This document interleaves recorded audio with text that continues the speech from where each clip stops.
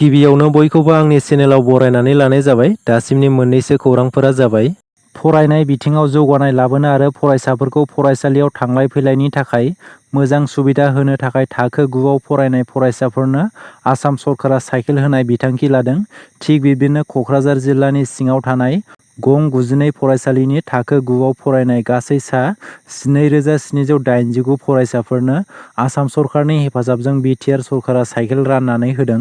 रायजोनि मोनफ्रोमबो जिल्लानि फरायसालिफोरनि थाखो 9आव फरायनाय फरायसाफोरा साइकेलखौ मोननो हागोन होननानै गिबि मन्थ्रि हिमन्त बिश्व शर्मा बिथाङा बुंथिनानै होदों। फैगौ लकसभा बिसायख'थिखौ लानानै बिटिआरआव राजखान्थिनि दुंहाव बारा बारगासिनो। मोनसे दोलोआ गुबुन मोनसे दोलोनि सायाव गोख्रों बाथ्रा बुंथिनायफोरखौ नुनो मोनगासिनो।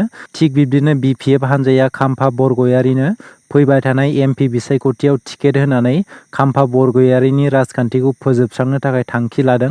खाम्फा बरगयारिया एमपि बिसायख'थियाव जेननाय लोगो लोगोनो इउपिपिएल दोलोआव हाबगोन होननानै बिटिआरनि मावफुं सोद्रोमा रनजित बसुमतारी बिथाङा बुंथिदों। बिपिएफ हान्जाया खाम्फा बरगयारिनो एमपि टिकेट होनानै बिथांनि राजखान्थिखौ फोजोबनायनि थांखि लादों होननानै रनजित बसुमतारी बिथाङा बुंबावदों। बारग' एनडिएफबि बिथांमोननि थाखाय गोजोनथाव खौरां। थांनाय बावैसो साननि सिगां आसाम पुलिसाव बारग' एनडिएफबि बिथांमोननि थाखाय 2% साख्रिनि थाखाय रिजार्भ एबा खथा लाखिनाय बे बाथ्राखौ आसाम सरकारा फोसावनानै होदोंमोन। बेबादिनो बारग' एनडिएफबिनि सोद्रोमाफोरा साख्रियाव थिसनजानायनि लामायाव फैबाय। बेखौ लानानै बारग' एनडिएफबिनि दैदेनगिरि एबा आथिखालनि एमसिएलए सायखं बसुमतारी बिथाङा मोनसे गोनां बाथ्राखौ गासै बारग' एनडिएफबि बिथांमोननि थाखाय फोसावनानै होदों। आसाम पुलिस एबा सरकारि साख्रिनि थाखाय एबा जायखिजाया साख्रिनि थाखाय थिसनथाइ मोननो बारग' एनडिएफबिफोरा मोनसे फोरमान बिलाइनि गोनांथार। बेनि थाखाय जायफोर आफादाव थादोंमोन एबा बारग' एनडिएफबिनि सोद्रोमामोन बैसोर मोनसे फोरमान बिलाइनि गेजेरजोंसो साख्रियाव थिसनजागोन। बेनि थाखायनो सायखं बसुमतारी बिथाङा मोनसे गोनां बाथ्राखौ फोसावनानै होदों। बारग' एनडिएफबिनि सोद्रोमाफोरा आसाम पुलिसनि साख्रि लानो थाखाय दिनै एबा 14 अक्ट'बरनि गेजेराव मोनसे फोरमान बिलाइखौ लांफैनांगोन। दिनै एबा 14 अक्ट'बराव कक्राझार जिल्लानि गासै बारग' एनडिएफबिफोरनि थाखाय फोरमान बिलाइखौ होनाया जागायजेनगोन। लोगोसेनो जायफोर बारग' एनडिएफबिनि सोद्रोमा बिसोर फोरमान बिलाइ लायनाय समाव पान कार्ड, आधार कार्ड आरो बेंक पासबुकखौ लोगोआव लानानै फैफानांगोन। बे फोरमान बिलाइखौ कक्राझार जिल्लानि गासै बारग' एनडिएफबिनि सोद्रोमाफोरा चिरांनि सिडली सिलगाग्रि थावनियाव लांफैनो हागोन होननानै बारग' एनडिएफबिनि सोद्रोमा एबा आथिखालनि एमसिएलए सायखं बसुमतारी बिथाङा फोसावनानै होदों। इजराइल आरो हामासनि गेजेराव दासान्दि गिख्रंथाव दावहाया सोलिगासिनो। इजराइलआ हामासखौ गिख्रंथावै गाग्लोबदों।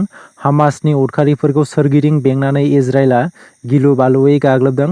हामासनि सा 60निबो बारा उदखारिफोरखौ इजराइलनि सान्थ्रिफोरा सोरगिदिं बेंनानै गावथारदों। इजराइलनि गाग्लोबनायाव हामासआ जोबस्रांनायनि लामायाव आमेरिका हादरा इजराइलखौ मदद होनानै गोहोगोरा फाइटार फ्लाइट हरदों। गोबां गोहोगोरा हाथियारफोरजों गाग्लोबनायखौ जों ससियेल मिडियानि गेजेरजों नुनो मोनगासिनो।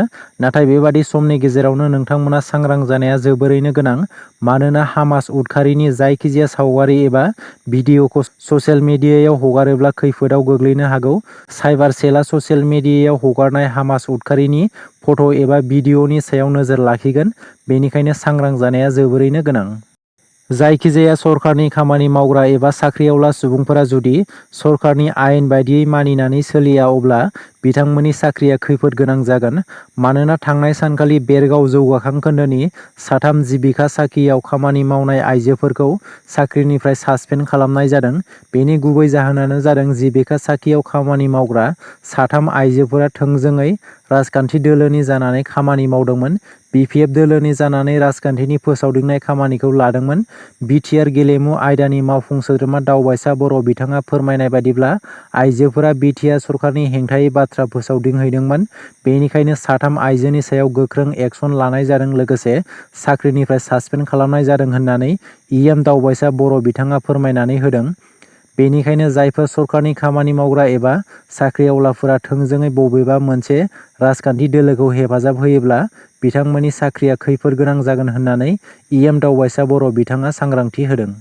आसामनि सोलोंथाइ बिफाननि मन्थ्रि रनज पेगु बिथाङा मोनसे गिदिर खौरां फोसावनानै होदों। आसामाव 2 बोसोरसिम टेट आनजाद खुंनाय जानाय नंला। एलपि आरो इउपि फोरोंगिरिफोरनि थाखाय टेट आनजादा गोनांथार जागोन।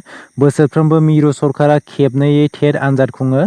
मिरु सरकारा खेबनैयै सि-टेट आनजाद खुंनायनि उनाव आरोबाव आसाम सरकारा टेट आनजादखौ खुंबावो। सि-टेट आनजादाव उथ्रिनो हानाय बिजाथिफोरनो आसाम सरकारा साख्रिनि थिसनथाइ होगोन।